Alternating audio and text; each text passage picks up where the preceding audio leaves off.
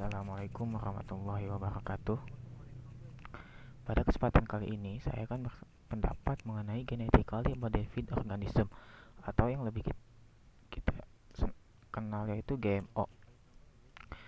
Pelepasan GMO ke lingkungan telah menjadi kontroversial di seluruh dunia.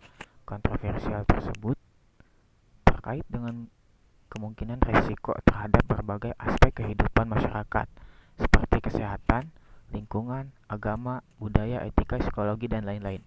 Suatu teknologi dapat memberi manfaat yang besar bagi kesejahteraan masyarakat, akan tetapi tidaklah mutlak tanpa resiko. Begitu juga dengan rekayasa genetika.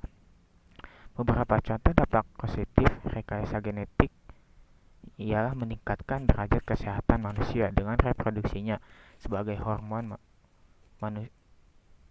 antara hormon insulin dan hormon pertumbuhan, tersedianya bahan makanan yang lebih, tersedianya sumber energi yang terbaharui, proses industri yang lebih murah, dan berkurangnya polusi. Sebagian besar efek dari rekayasa genetika mampu mengubah sifat fisik makhluk hidup yang belum diketahui. Salah satu masalah utama dalam rekayasa genetika adalah apakah gen yang disiapkan dalam suatu makhluk hidup akan dapat diwariskan atau tidak dari satu generasi ke generasi berikutnya. Meskipun dengan penggunaan teknologi transgenik diakui memiliki kemampuan untuk mengekspresikan gen asing dan membuka opsi untuk memproduksi jumlah besar produksi farmasi komersial, akan tetapi tetap saja masih menyisakan kekhawatiran. Pada dasarnya, tidak selamanya pemindahan gen dapat dilakukan dengan merekayasa gen-gen tertentu pada makhluk hidup melalui teknik DNA rekombinan untuk memproduksi berbagai zat yang diinginkan. Materi genetik baru mungkin tidak berhasil dipindahkan ke sel target atau mungkin dipindahkan ke sebuah tempat yang salah pada rantai DNA dari makhluk hidup sasaran, atau gen baru mungkin secara tidak sengaja mengaktifkan gen dekatnya yang biasanya tidak aktif, atau mungkin mengubah atau menekan fungsi gen yang berbeda. Fenomena ini dapat menyebabkan mutasi tak terduga sehingga tanaman yang dihasilkan beracun, subur, atau tidak sesuai dengan yang diinginkan. Selain itu, tanaman rekayasa genetik berpotensi merusak keseimbangan lingkungan di sekitarnya. Hama dan penyakit dari tanaman akan lari ke ladang-ladang konvensional sehingga mau tidak mau petani harus beralih menjadi pengguna tanaman transgenik yang harganya relatif mahal. Pemerhati lingkungan khawatir bahwa tanaman transgenik akan menimbulkan risiko lingkungan ketika tanaman tersebut tersebar secara luas dibudidayakan. Pada umumnya, pola tanaman produk pertanian di Indonesia di lingkungan pada areal kecil yang dikelilingi oleh gulma atau tanaman pengganggu, dan dengan adanya sifat penyerbukan, silang, atau cross-pollination secara alamiah dari tanaman GMO, maka dikhawatirkan akan permunculan gulma baru yang lebih resisten terhadap herbisida misalnya. Permasalahan lain yang diduga akan munculnya makhluk hidup lain seperti larva kupu-kupu yang selanjutnya dikhawatirkan akan punahnya kupu-kupu sebagai akibat dari sisa tanaman transgenik yang bersifat toksis. Dalam jangka waktu panjang, tanaman transgenik ini akan berubah struktur dan tanah yang akan berdampak pada kuantitas dan kualitas produksi tanaman. Tanaman transgenik memiliki herbisida dan serangga perlawanan yang sewaktu-waktu bisa melakukan penyerbukan silang dengan spesies liar dan dapat memproduksi zat tertentu yang bisa memerantas gulma, terutama pada areal pertanian kecil yang dikelilingi oleh tanaman liar.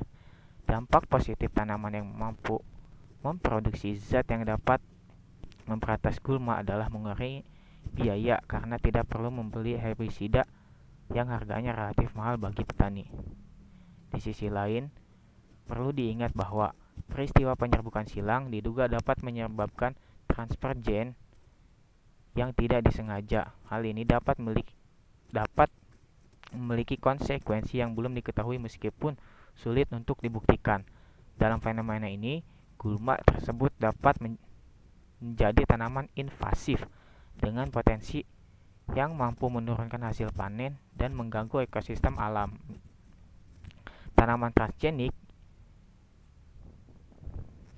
membutuhkan program pengendalian kimia dengan biaya yang mahal dan membahayakan bagi lingkungan.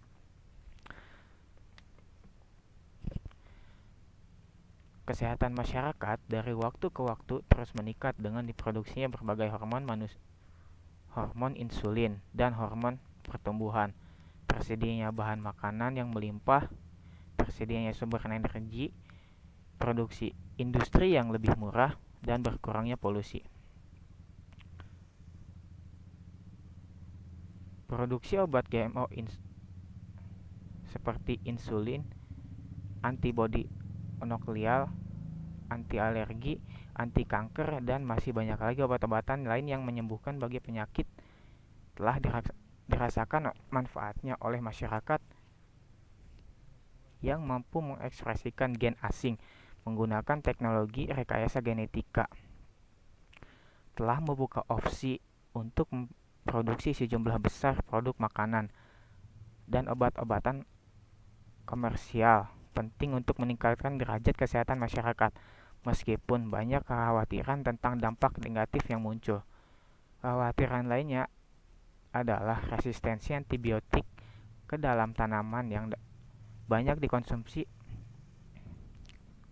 dimungkinkan memiliki dampak negatif yang tidak diinginkan bagi kesehatan manusia dan hewan yang mengkonsumsi tanaman tersebut.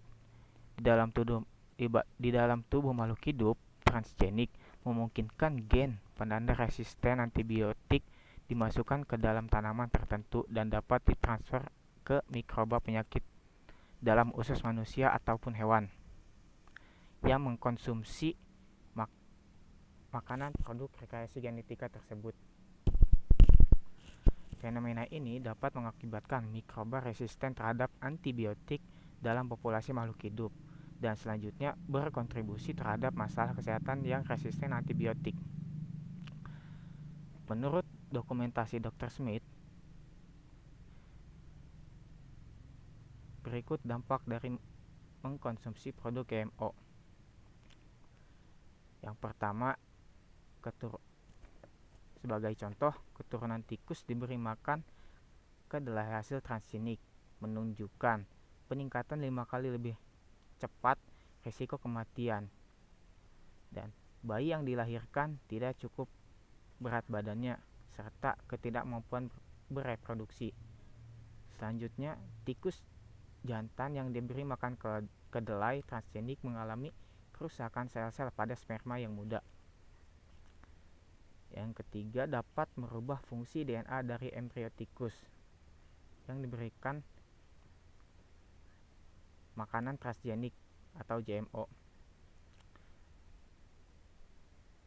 Contoh yang keempat ialah beberapa petani di Amerika Serikat telah melaporkan masalah kemandulan atau kesuburan antara babi dan sapi yang diberi makanan varietas jagung GMO. Dan masih banyak lagi contoh-contoh.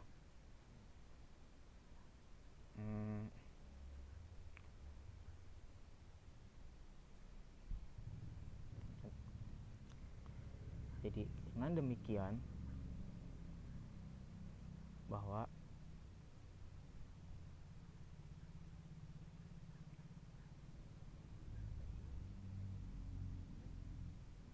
GMO sangatlah berbahaya bagi kesehatan masyarakat serta lingkungannya.